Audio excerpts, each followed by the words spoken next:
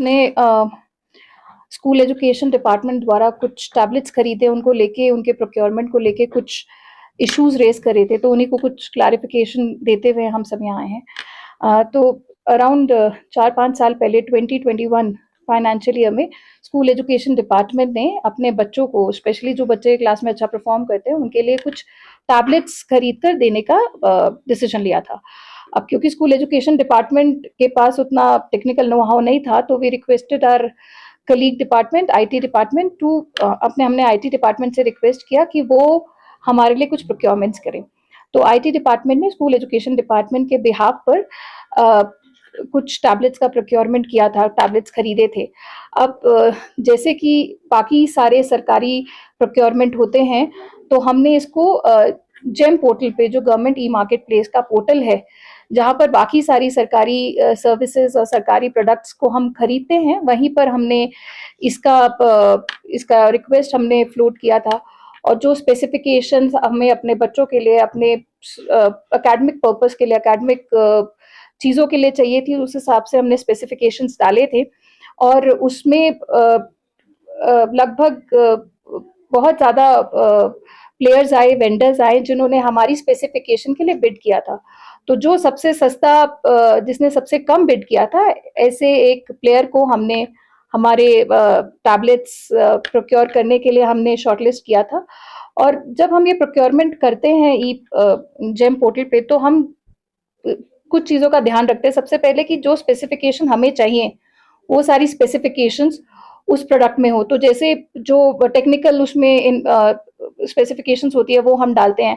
हमें वारंटी कितना लंबा चाहिए, हमें सर्विस आफ्टर परचेज जो सर्विसेज चाहिए। मान लीजिए वो टैबलेट्स खराब हो जाए या उसमें कभी कोई कमी निकले या कोई डिफेक्ट निकले, तो उनको ठीक करना। तो ये सब स्पेसिफिकेशंस हमने उस पोर्टल में डाली थी। और उसके बाद जो सबसे कॉम्पिटिटिव, जिसने सबसे सस्ता बिड किया और हमारी सारी स्पेसिफिकेशंस को जो सेटिस्फाई कर रहा था, ऐसे हमने प्लेयर को शॉर्टलिस्ट किया। तो अब कुछ लोग कह रहे हैं कि यदि हम ये सब अमेजोन या फ्लिपकार्ट या किसी और रिटेल ऑनलाइन मार्केट प्लेस से लेते तो हमें सस्ता मिलता। मगर देखिए, गवर्नमेंट अपना सामान अमेजोन या फ्लिपकार्ट या ऐसे किसी प्लेयर से नहीं ले सकती है। सबसे पहले तो हमें देखना पड़ेगा कि अगर हमें जो स्पेसिफिकेशंस चाहिए, क्या वो फ्लिपकार्ट और अमेजोन पे जो प्लेयर्स हैं वो पूरी फुलफिल कर रहे हैं कि नहीं। और आप लोगों ने भी देखा होगा, हमने भी देखा होगा कि उनकी एक फिक्स्ड वारंटी है, वो हमारे लिए चेंज नहीं करेंगे।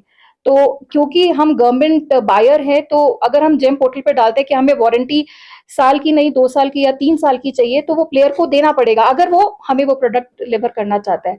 बट यदि मैं ये अमेजोन या फ्लिपकार्ट पे बोलूंगी तो ऐसा नहीं होगा।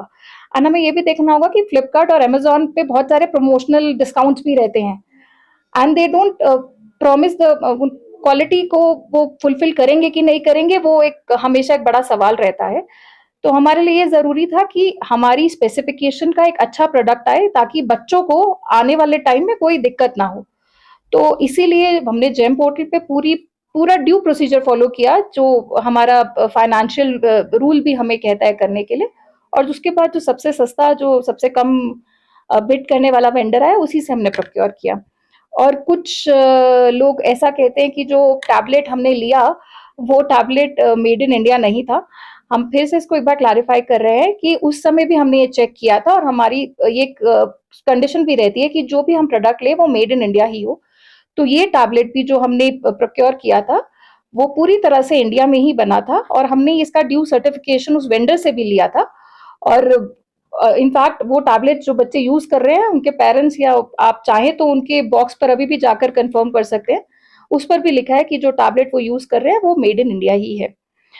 और उसके बाद एक और बात उठी है कि वो प्रोडक्ट्स, वो टैबलेट्स हमने बच्चों से वापस ले लिए, तो ऐसा नहीं है। स्कूल एजुकेशन डिपार्टमेंट ने जिन बच्चों को टैबलेट्स दी, उन टैबलेट्स पे हमने उनके class specific, subject specific content भी डाले हैं, और हमने वो बच्चों को पूरी तरह से दे दिया। It has become a personal property of each and every student now. तो वो बच्चे के पास है, वो उसका पर्सनल प्रॉपर्टी बन गया है, और वो बच्चा अपने टैबलेट को अपने साथ लेके, जैसे वो 6, 7, 8 जैसे जैसे क्लास में प्रोग्रेस करा है, वो अपने साथ ही रखा है। इनफैक्ट कुछ बच्चे जो स्कूल से निकल भी गए हैं, वो अपने साथ लेकर गए हैं। तो ऐसा नहीं है कि हमने वो बच्चे से टैबलेट वापस ले लिया हो।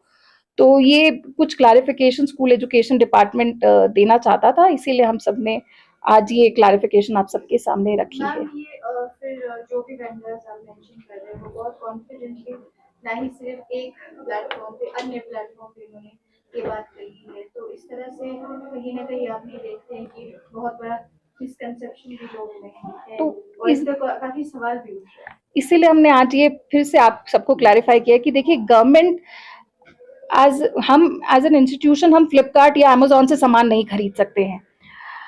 इसीलिए हमारा जो मिनिस्ट्री ऑफ फाइनेंस ने जो हमें सेट गाइडलाइंस दी है कि हमें एक एक पैसा, ये एक्सचेकर का जो पैसा है इसको एक एक रूल फॉलो करके खर्च करना है, हम वही करते हैं। वो मिसकंसेप्शंस हैं, इसीलिए आज हम सब आए हैं। और मैं फिर आपको फिर से ये क्लैरिफाई कर रही हूँ कि ये पूरी तरह हमने एक एक रूल को फॉलो करते हुए खरीदा है। जो सबसे सस्ता बिडर उस समय था, अब हो सकता है आज 5 साल बाद वही मॉडल, वही टैबलेट उससे कम दाम में मिले, मगर वो बात अलग है। उस समय जिन्होंने सबसे सस्ता बिड किया हमने उन्हीं से लिया है। और ये हम सब सर्टिफाई भी कर रहे हैं, और हम ये भी सर्टिफाई कर रहे हैं कि वो पूरी तरह से भारत में ही बनाया गया था। तो अगर किसी मेरा एक दो क्वेश्चन है, जैसे कि वो कितने बच्चों को बेनिफिट हुआ, क्योंकि पहले तो बोला होगा, आप काफी समय हो गया, आप वो बता दीजिए।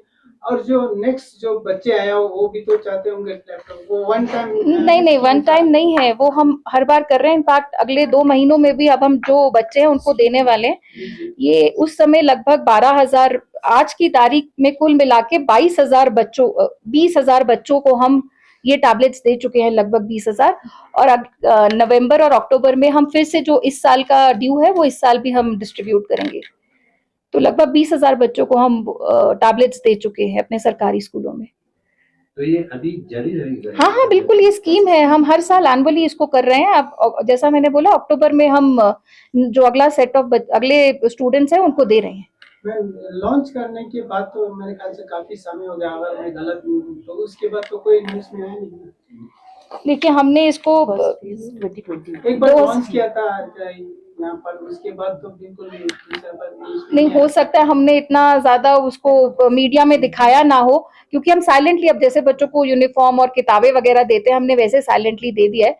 मगर अब आपने हमें बता दिया, अब हम हर साल इसको बिल्कुल मीडिया में दिखाकर बिल्कुल जोश और उत्साह के साथ बांटेंगे। फर्स्ट फेज के टाइम में इसको थोड़ा लॉन्च करके, जब ये इनिशियली स्कीम लॉन्च हुआ उस टाइम पे इसको थोड़ा सा हम लोगों ने और पब्लिसाइज किया, बट उसके बाद से साइलेंटली डिपार्टमेंट काम करता चला गया। ठीक है, तो ये एलिगेशन तो काफी समय लग चुका था, अभी तक आप लोग कितना टाइम तक क्यों नहीं रिस्पॉन्स किया?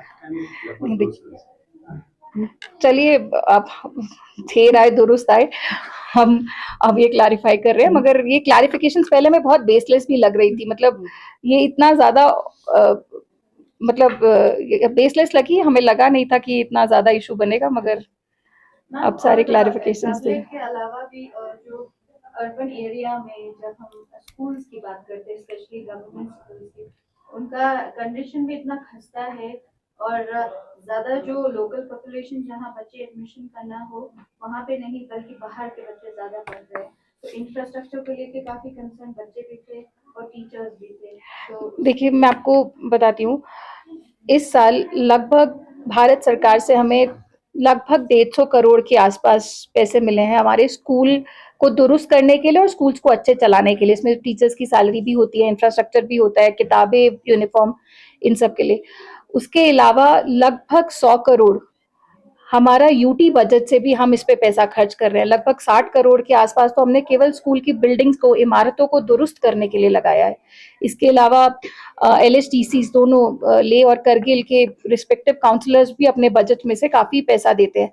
तो लगभग 250 करोड़ 270 करोड़ के आसपास हम इस पे पैसा खर्च कर रहे हैं। चीजें सुधर रही है, मान रहे हैं कुछ स्कूलों में अभी भी दिक्कत है, बट अगर आप मोटा मोटा देखें उस हिसाब से काफी स्कूल्स में इम्प्रूवमेंट है, स्कूल्स में इंफ्रास्ट्रक्चर अच्छा बन रहा है। टीचर्स को भी अब हम ज्यादा कॉन्ट्रैक्चुअल रखने की कोशिश कर रहे हैं, ताकि किसी भी स्कूल में सब्जेक्ट स्पेसिफिक टीचर्स की कमी ना हो। तो डिपार्टमेंट अपनी तरफ से पूरी कोशिश कर रहा है। अब थोड़ा वक्त लगेगा, मगर हम पूरी कोशिश कर रहे हैं चीजों को और दुरुस्त करने की। जी, थैंक यू।